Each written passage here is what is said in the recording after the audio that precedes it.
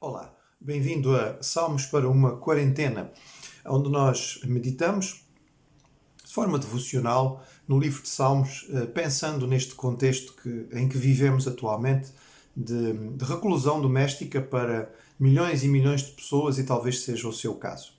Nós hoje vamos meditar naquele salmo que é provavelmente o mais querido e o mais conhecido de todos, e que desde o início desta série alguns deviam estar a pensar, bem, um dia vamos chegar a ele, ao Salmo 23.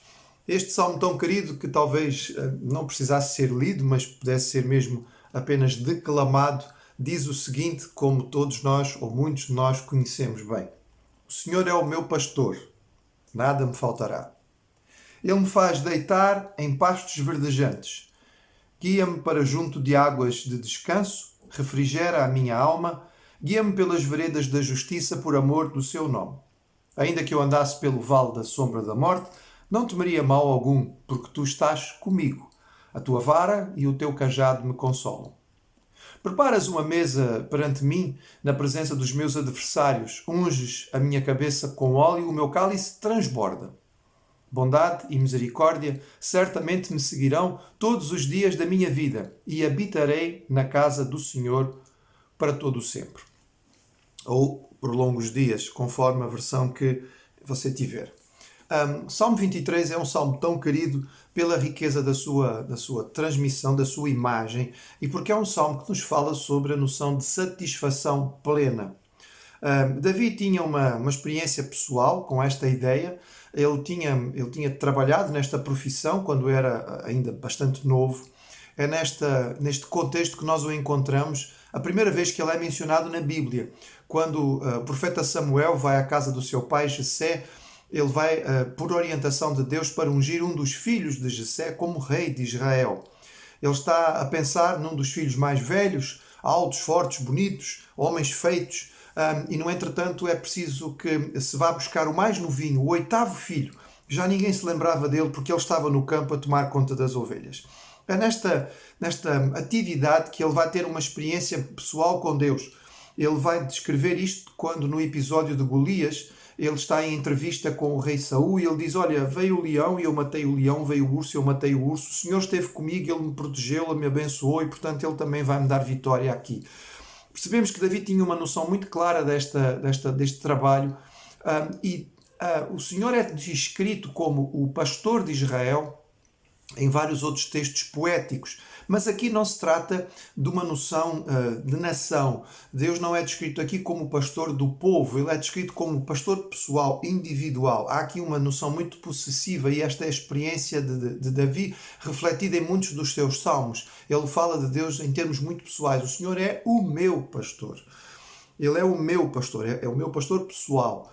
Eu sou sua ovelha particular dele. Não é que ele não reconheça o rebanho, mas ele se sente particularmente protegido pelo Senhor. E a ideia é que, sendo o Senhor o nosso pastor, a nossa satisfação é plena. Este é o salmo da grande satisfação. É uma vida na qual eu não tenho falta de nada. E é isto que talvez e provavelmente encanta e atrai neste salmo. É o salmo da satisfação absoluta. É o salmo daquele que pode dizer, não sinto falta de nada. No mundo materialista em que vivemos, em que as pessoas estão sempre à procura de uma novidade, em que é preciso sempre comprar mais alguma coisa, a ideia de que nós podemos ter satisfação plena e absoluta é encontrada aqui neste homem que chegou a ser rei, mas muito antes disto ele experimentou o que era ter satisfação no Senhor. Ele diz, sendo o Senhor o meu pastor, eu não tenho falta de absolutamente nada. Eu sinto-me perfeitamente satisfeito. E ele descreve então duas cenas para falar disto. A primeira delas é aquela que normalmente nós gostamos muito neste salmo, é a cena do pastor. A ideia daquele que está tomando conta do rebanho e está guiando o seu rebanho. As figuras são muito, muito claras, muito bonitas, não é? Ele faz-me repousar ou descansar ou deitar em pastos verdejantes. A ovelha que deita é aquela ovelha que já comeu o suficiente, que já está cheinho e, portanto, não vai comer mais. Se ela ainda não estiver satisfeita, ela vai estar de pé a comer. Quando ela se deita é porque ela já está realmente farta, já não precisa de absolutamente mais nada. Da mesma maneira, ele é levado para descansar junto a águas tranquilas, porque as ovelhas são tolinhas, elas não podem ir para lugares onde há águas que sejam muito, muito rápidas. Ela pode vir a ser levada pela corrente, mas estas águas são águas de descanso, que dão satisfação à ovelha que está perfeitamente contente. Esta ovelha não tem qualquer falta de direção. Ela é guiada por este pastor e ela sabe exatamente o caminho por onde ela deve andar. A sua vida não é uma vida de turbilhão, não é uma vida de dúvida, não é uma vida de questionamento para onde devo ir, mas ela é guiada de forma tranquila. O salmista Davi aqui nos fala sobre satisfação de um Deus que é capaz de nos dar a plenitude física, mas também, e muito importante, emocional, psicológica. Por isso ele diz, refrigera a minha alma. A expressão original alma aqui fala sobre vida, sobre vitalidade, sobre ânimo. O salmista fala de Deus como aquele que restabelece o meu ânimo, a minha coragem. É aquele que carrega a bateria da minha vida. Neste tempo em que muitos estão ansiosos, cansados, desanimados, talvez possam estar mesmo numa fase de depressão, é bom ler de Deus como aquele que carrega a nossa bateria, não é? Ele carrega a nossa alma, o nosso ânimo, o nosso espírito. Ele psicologicamente nos levanta, nos põe para cima e nos dá a capacidade de continuar a viver. Isto é feito porque isto faz parte do seu caráter, por amor do seu nome. O Senhor não faz isso porque nós merecemos. Ele faz isso porque Ele é um Deus que naturalmente age desta maneira. Se fosse depender de nós, ou do nosso merecimento, de quem nós somos, provavelmente isto não aconteceria, mas sendo Ele um Deus grandioso e um Deus bom, Ele faz isto porque Ele nos ama. E por amor do seu nome, por causa do seu caráter, Ele faz desta maneira. Independentemente da circunstância que estejamos a viver. Pode ser que estejamos num pasto verdejante ou passando por uma ravina escura, de profunda escuridão. Havia muitas destas na Palestina e talvez Davi estivesse a pensar em alguma delas. E ele cita como o vale da sombra da morte. É por isso que este salmo é usado muitas vezes em funerais.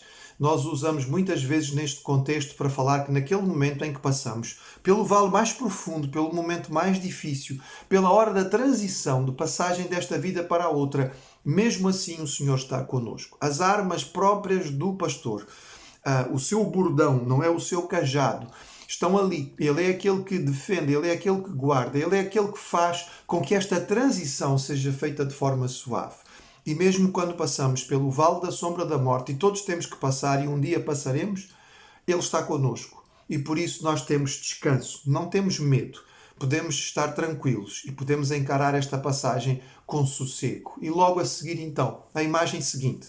Ela pode ser vista como simultânea ou talvez como seguinte. Depois de passar no vale da sombra da morte, já não é mais a imagem do pastor, mas é a imagem do soberano, que é simultaneamente um anfitrião, o amigo íntimo, aquele que nos recebe para um banquete. A ideia de plenitude continua, satisfação continua sendo absoluta. Este banquete é descrito aqui com pormenores. Não é uma refeição comum. Ele prepara uma mesa de festa. Esta mesa de festa ela é feita de tal maneira que tudo é abundante. O cálice, por exemplo, transborda, não é? Está apenas cheio. A cabeça é ungida com óleo perfumado, porque este hóspede é um hóspede de luxo. É um hóspede de importância. Ele está sentado à cabeceira e por isso o anfitrião o recebe com todas as honras. Os seus inimigos poderão estar sentados à sua volta. Pode ser que o Senhor lhe mostre que ele foi vitorioso sobre todos. Pode ser que seja um momento de reconciliação e até aqueles que são inimigos estão sentados à mesa com ele. Seja qual for a interpretação, temos aqui a noção de um Deus que nos garante, nesta vida e na outra, plenitude, satisfação absoluta, conforto total, consolo e paz. E o texto então termina de uma forma tão bonita. Ele diz que a bondade e a misericórdia o caçam. Essa é a palavra original no hebraico. Não somente estão junto com ele ou o seguem, mas literalmente o perseguem. Parece que não há caça dele. Houve alguém que fez a interpretação da seguinte maneira. Os pastores costumam ter cães que os ajudam a tomar conta do rebanho. Não tenho certeza se na Palestina seria assim. Mas se há que descrever aqui, e em nenhum momento estes cães aparecem, a bondade e a misericórdia seriam os cães de guarda que o pastor divino utiliza para cercar o seu rebanho. Então, a bondade e a misericórdia estão ali ao lado, constantemente junto com aqueles que são do Senhor. E por isso eles podem habitar. A noção de permanência, de descanso. Não é algo passageiro, não é algo rápido, é algo absoluto, é algo constante, é algo que vai continuar, que é o nosso repouso na presença do Senhor. Que este salmo tão bonito, de plenitude, possa estar presente diante de nós neste tempo de alguma angústia. Que esta satisfação absoluta que é dada pelo Senhor, uma vida plena em que nós não sentimos falta de nada porque descansamos nele, possa ser a nossa experiência neste tempo, a sua, a minha, a das nossas famílias, e que nós possamos transmiti-la àqueles que estão à nossa volta.